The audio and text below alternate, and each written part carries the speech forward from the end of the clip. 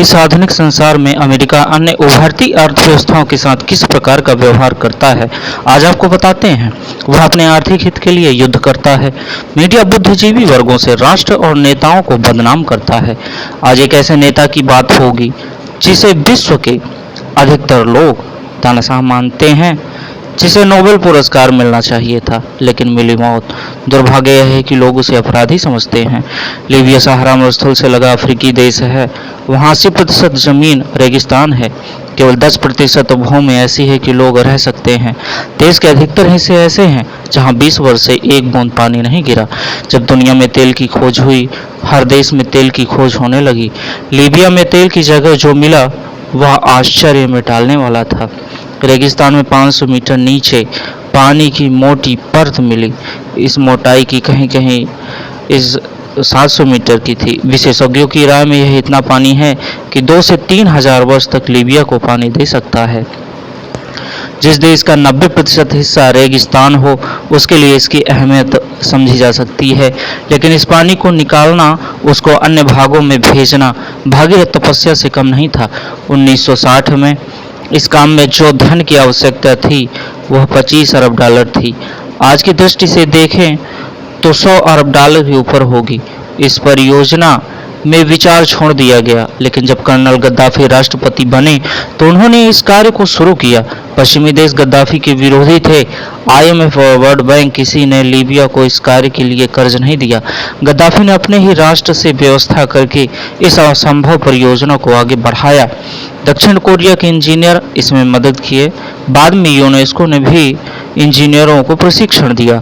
बड़ी बड़ी पाइपों का निर्माण हुआ, इतनी चौड़ी चौड़ी कि मेट्रो ट्रेन गुजर जाए। 28 अगस्त 1984 को कर्नल गद्दाफी ने इस परियोजना का उद्घाटन किया।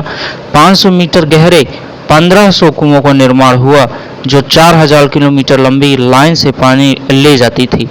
इतने बांध बने कि उतने से 12 मिस्र के पिरामिड बन जाएं।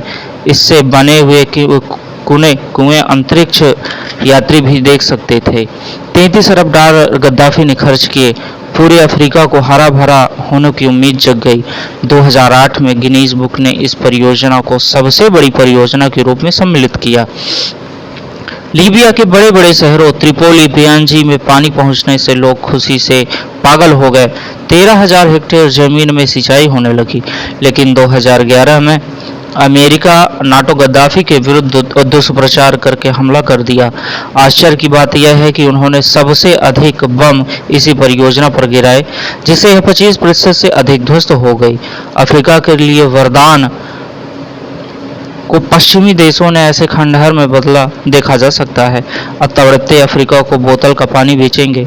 कोई मदर टेरेसा धर्म पर परिवर्तन कराएगी। नोबेल पुरस्कार संत उपाधि लेगी। गद्दाफी बुरे थे तो उनके देश के लोग समझते। तुम कौन लोग होते हो बम मिसाइल गिराने वाले। भारतीय विदेश मंत्री जयशंकर जी यही सब बातें तो कह रहे हैं। तुम्हारी नीयत ठीक नहीं। वह कहते हैं कि ब्रिटेन में 100 वर्ष में भारत से 45 ट्रिलियन डॉलर लूटा। यह ब्रिटेन के ही विश्वविद्यालयों का शोध है।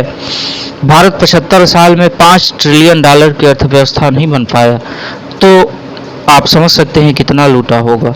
विश्व भर के इंजीनियरों के सहयोग से बनी यह परियोजना गद्दाफी को महान नेता तो बनाती है और आज भी अफ्रीका के देश में पानी पहुंचा रही है।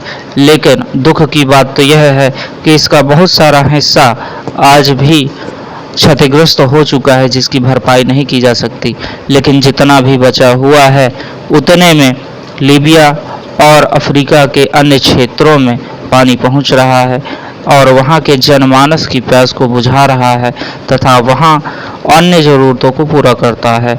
इसलिए हम देखते हैं कि कर्नल गद्दाफी एक अच्छे नेता के रूप में सामने उभर कर आते हैं।